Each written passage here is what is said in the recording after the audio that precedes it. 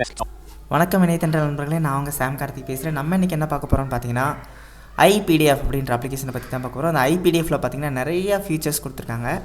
அதில் நிறையா ஃபீச்சர்ஸ் இருக்குது. அதில் ஒவ்வொரு ஃபீச்சர்ஸை பற்றி நம்ம ஒரு வீடியோவாக தெரிஞ்சுக்கலாம். குறிப்பாக இன்றைக்கி நம்ம என்ன பார்க்க போகிறோம் அப்படின்னா, இந்த ஐபிடிஎஃப் எதுக்கு யூஸ் ஆகும் அப்படின்னு பார்த்தீங்கன்னா, ஒரு பிடிஎஃபை டெக்ஸ்ட்டாவோ அல்லது டெக்ஸ்ட்டை வந்து ஒரு ஆடியோவாவோ, அப்படி இல்லை அப்படின்னா ஒரு ஃபார் எக்ஸாம்பிள் ஒரு பிடிஎஃபை ஒரு வேர்டாவோ கன்வெர்ட் பண்ணிக்கலாம். அது மட்டும் இல்லாமல் ஒரு பிடிஎஃப் இமேஜை பிடிஎஃபாவோ கன்வெர்ட் பண்ணிக்க முடியும். அது மட்டும் இல்லாமல் பிடிஎஃபை டெக்ஸ்ட்டாக எக்ஸ்ட்ராக்ட் பண்ணிக்கலாம், இமேஜையும் டெக்ஸ்ட்டாக எக்ஸ்ட்ராக்ட் பண்ணிக்க முடியும். இதெல்லாம் தாண்டி இதில் இருக்கக்கூடிய ரொம்ப முக்கியமான விஷயம் என்னென்னு பார்த்தீங்கன்னா, ஸோ ஒரு பிடிஎஃபை நீங்கள் ஸ்ப்ளிட் பண்ணிக்கலாம், எத்தனை பேஜாக வேணாலும் ஸ்ப்ளிட் பண்ணிக்கலாம். அதே மாதிரி ஸ்ப்ளிட் பண்ண நிறையா பிடிஎஃப் இருக்குது, அது எல்லாத்தையும் ஒன்றா மெர்ஜ் பண்ணணுன்னாலும் மெர்ஜ் பண்ணிக்கலாம். இது எல்லாத்தையும் நம்ம இந்த ஐபிடிஎஃப் அப்ளிகேஷனில் யூஸ் பண்ண போகிறோம். ஸோ அதை எப்படி யூஸ் பண்ணுறது அப்படின்றத ஈஸியாக நம்ம புரிஞ்சுக்கலாம். ஃபஸ்ட்டு உங்களோட சிஸ்டமில் ஐபிடிஎஃப் ஓப்பன் பண்ணிடுங்க. நான் அந்த ஐபிடிஎஃப்கான சாஃப்ட்வேருக்கான லிங்கை டிஸ்கிரிப்ஷனில் தரேன், எடுத்துக்கோங்க. ஸோ இந்த ஐபிடிஎஃப்ன்ற அப்ளிகேஷனை நான் ஓப்பன் பண்ணிட்டேன். ஸோ இதில் நான் ஃபஸ்ட்டு உங்களுக்கு பிடிஎஃப் எப்படி ஸ்ப்ளிட் பண்ணுறது மெர்ஜ் பண்ணுறதுன்றதை மட்டும் நான் ஃபஸ்ட்டு உங்களுக்கு சொல்லி தந்துடுறேன். ஸோ இதில் டேப் கொடுத்துட்டே வந்தீங்கன்னா ஸ்ப்ளிட்ன்னு இருக்கும். ஸோ இங்கே ஸ்ப்ளிட் பேஜஸ்ன்னு இருக்கும். இதில் ஃபஸ்ட்டு ஒரு என்டர் கொடுங்க. இதில் என்ன ஃபைலை ஓப்பன் பண்ணணும்னு கேட்கும். ஸோ ஃபைல் நேம் கேட்கும். நீங்கள் ஒரு ஷிஃப்ட் டேப் கொடுத்து ஐட்டம் வியூ லிஸ்ட் வந்துடும். ஃபுல்லாக பேக் ஸ்பேஸ் கொடுத்துருங்க. பேக் ஸ்பேஸ் கொடுத்து நீங்கள் இந்த ஃபோல்டரை உங்களோட பிடிஎஃப் எங்கே வச்சுருக்கீங்களோ அங்கே போயிருங்க. ஃபார் எக்ஸாம்பிள் நான் திஸ் பிசியில் வச்சுருக்கேன். ஸோ திஸ் பிசியில் நியூ வால்யூம் டிக்குள்ளே எங்கே வச்சுருக்கீங்களோ அங்கே போயிருங்க.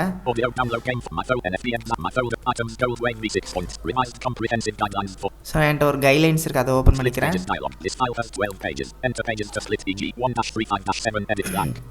ஸோ இதில் பார்த்தீங்கன்னா மொத்தம் இதில் 12 ஃபைல் இருக்குது. இது எப்படி ஸ்ப்ளிட் பண்ணணும் அப்படின்றத சொல்லியிருக்காங்க. இப்போ ஃபார் எக்ஸாம்பிள் இதில் 12 பேஜ் இருக்குது. இதில் 1லேருந்து 3 பக்கம் மட்டும் உங்களுக்கு போதும் அப்படின்னா நீங்கள் என்ன பண்ணணும்னு பார்த்தீங்கன்னா 1-3 அப்படின்னு போட்டிங்கன்னா போதும். இப்போ இது ஃபஸ்ட்டு 3 பக்கத்தை மட்டும் தனியாக உங்களுக்கு ஸ்ப்ளிட் பண்ணி கொடுத்துரும். ஃபார் இதை 1-3 அப்படின்னு கொடுத்துட்டு ஒரு டேப் கொடுத்தா ஓகே கேட்கும். ஓகே கொடுத்துட்டோம்னா இதை சேவ் பண்ண சொல்லி கேட்கும். இதை எங்கே சேவ் பண்ணணும்னு கேட்கும். நீங்கள் எங்கே வேணுமோ சேவ் பண்ணிக்கலாம். ஃபார் எக்ஸாம்பிள் நான் வந்து சும்மா டாக்குமெண்ட்ஸில்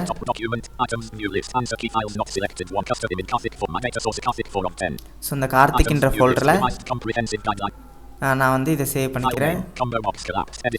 ஸோ 1-3 பேஜ்.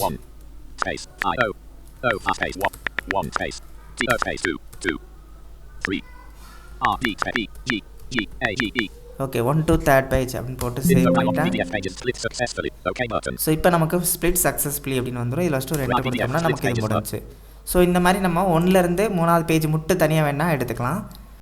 அதே மாதிரி இப்போ எனக்கு இன்னும் வேறு வேரியண்ட்டில் வேணும், அது எப்படின்றத நான் உங்களுக்கு சொல்கிறேன் பாருங்க. ஃபார் எக்ஸாம்பிள் ஸோ மறுபடியும் அதே ஸ்ப்ளிட் பேஜில் கொடுத்து இன்னொரு பிடிஎஃப் ஓப்பன் பண்ணிக்கிறேன்.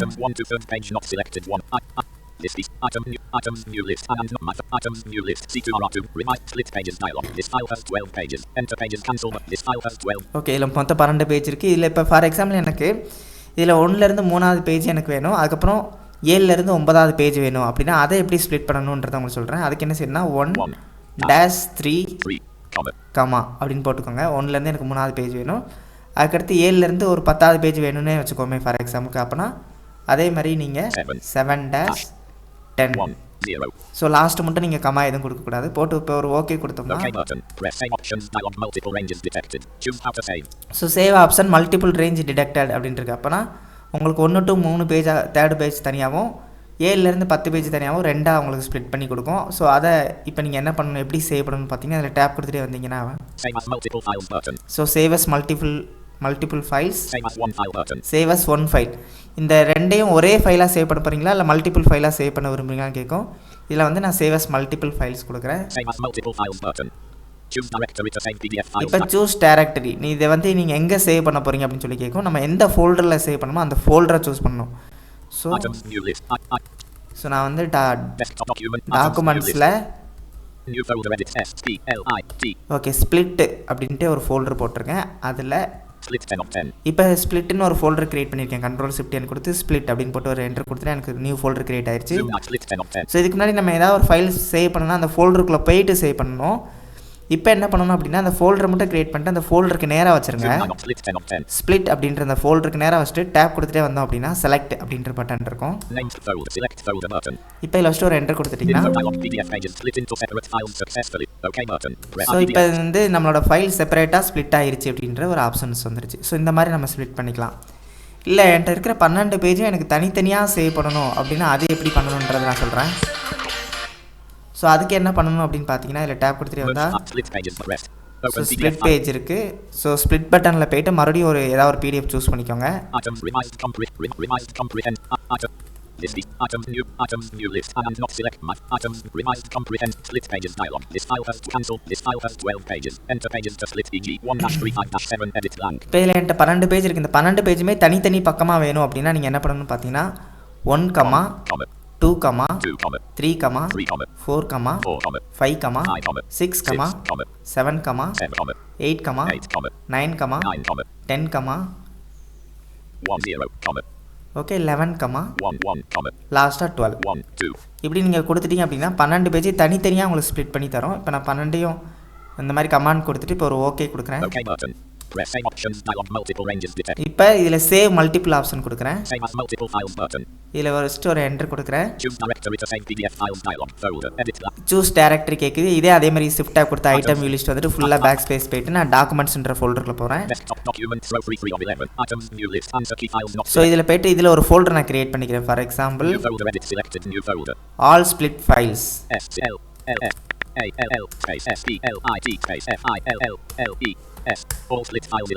ஓகே ஆல் ஸ்ப்ளிட் ஃபைல்ஸ்ன்ற மாதிரி சும்மா ஒரு ஃபோல்டர் போட்டு அந்த ஃபோல்டருக்கு நேராக வச்சுட்டு இப்போ டேப் கொடுத்துட்டே வரேன். இப்போ செலக்ட் ஃபோல்டர் பட்டன் இருக்கும். இதில் வச்சுட்டு ஒரு என்டர் கொடுத்துறேன். ஸோ இப்போ எனக்கு இது 12 பேஜையும் தனித்தனியாக ஸ்ப்ளிட் பண்ணி கொடுத்துரும். ஓகே ஸோ இந்த 12 ஃபைலும் ஸ்ப்ளிட் ஆயிருச்சா அப்படின்றத பார்ப்போம். அதுக்கு முன்னாடி ஃபஸ்ட்டு நம்ம ஸ்ப்ளிட் பண்ணது ஸோ ஃபஸ்ட் நான் வந்து கார்த்திக் அப்படின்ற ஃபோல்டரில் தான் நான் கொடுத்தேன். ஸோ 1 to 3rd பேஜ் அப்படின்ற ஃபஸ்ட்டு 3 பக்கத்தை மட்டும் ஸ்ப்ளிட் பண்ண அது இங்கே நமக்கு தனியாக வந்துருச்சு. மொதல் 3 பக்கம் மட்டும். அடுத்து ஸோ ஸ்ப்ளிட்னு ஒரு ஃபோல்டர் இருக்குது. அதில்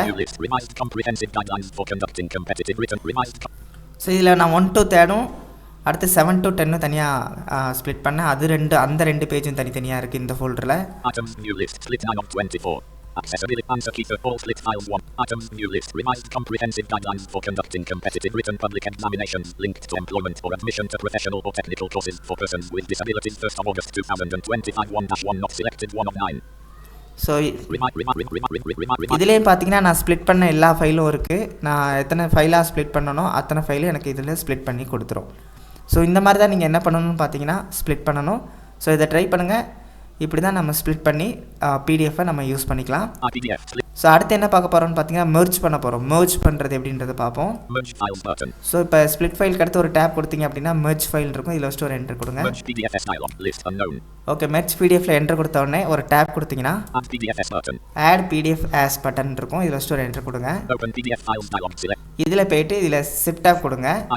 ஐட்டம் லிஸ்ட் வந்து ஃபுல்லாக பேக் ஸ்பேஸ் கொடுத்துட்டு உங்கள்கிட்ட பிடிஎஃப் ஏதாவது 2-3 பிடிஎஃப் இருக்குது. அதை ஒரே பிடிஎஃபாக மாற்றணும் அப்படின்னா நீங்கள் 2-3 பிடிஎஃபை சூஸ் பண்ணணும். ஸோ நான் இப்போ இதில் ஃபுல்லாக பேக் ஸ்பேஸ் கொடுத்துட்டு டாக்குமெண்ட்ஸில் போகிறேன். அதில் கார்த்திக் இதுக்குள்ளே நான் ஒரு 3 பிடிஎஃப் வச்சுருக்கேன். இந்த 3 பிடிஎஃபை என்ன பண்ணுறேன்னா செலக்ட் ஆல் பண்ணிக்கிறேன். செலக்ட் ஆல் பண்ணிட்டு இப்போ ஒரு அப்ளிகேஷன் கீ கொடுக்குறேன். அப்ளிகேஷன் கீ கொடுத்துட்டு ஒரு டவுனர் கொடுத்தா செலக்ட்னு இருக்கும். இதில் வச்சுட்டு ஒரு என்டர் கொடுத்துட்றேன். ஸோ இப்போ நான் வந்து 3ஐயும் செலக்ட் பண்ணிட்டு என்ன பண்ணிட்டேன் அப்படின்னா ஒரு அப்ளிகேஷன் கீ கொடுத்து செலக்ட் கொடுத்துட்டேன்.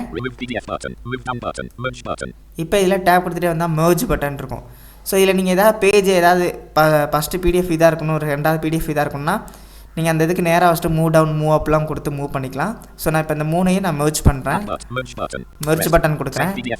இதை எங்கே சேவ் பண்ணணும்னு சொல்லி கேட்குது. இதை நீங்கள் அதே மாதிரி ஃபைல் நேம் கேட்கும். ஒரு ஷிஃப்ட் டேப் கொடுத்து ஃபுல்லாக பேக் ஸ்பேஸ் கொடுத்துட்டு இதை எங்கே சேவ் பண்ணணுமோ அந்த ஃபோல்டருக்கு போய்க்கோங்க. ஃபார் எக்ஸாம்பிள் நான் டாக்குமெண்ட்ஸில் கார்த்திக்குள்ளே போயிட்டேன். கார்த்திக்குள்ளே நான் என்ன கொடுக்குறேன் ஒரு ஃபைல் நேம் Alt N கொடுத்து இதுக்கு ஃபைல் நேம் வந்து இம்பார்ட்டன்ஸ் ஃபைல் அப்படின்னு கொடுத்துருக்கேன். A-F-I-L-E-S. Okay important files. Info dialog PDF files merged successfully. OK button. So இப்போ மெர்ஜ் சக்ஸஸ்ஃபுல்லி வந்துருச்சு. PDF merge. ஸோ இது ரொம்ப நமக்கு அக்சசபிளாகவே கொண்டு வந்திருக்காங்க இந்த சாஃப்ட்வேர். ஸோ இதில் ஸ்ப்ளிட்டும் மெர்ஜும் எப்படி யூஸ் பண்ணுறதுன்றது நான் உங்களுக்கு சொல்லிட்டேன். இதை ட்ரை பண்ணி பாருங்கள். இதில் எதுவும் டவுட் இருந்துச்சுன்னா கமெண்ட்ஸில் கேளுங்க. அடுத்தடுத்த வீடியோஸில் நான் உங்களுக்கு இன்னும் இதை விட அற்புதமான விஷயங்கள் நிறையா இருக்குது இதில். அது என்னன்றதை நான் உங்களுக்கு சொல்கிறேன். ஸோ அதுவரை தொடர்ந்து இணைந்திருங்கள். நான் உங்கள் சாம் கார்த்திக். மறக்காமல் நம்ம இணையதண்டல் சேனலை சப்ஸ்கிரைப் பண்ணுங்கள், ஷேர் பண்ணுங்கள், லைக் பண்ணுங்கள் அண்ட் கமெண்ட் பண்ணுங்கள். பாய். OBS recording but stop.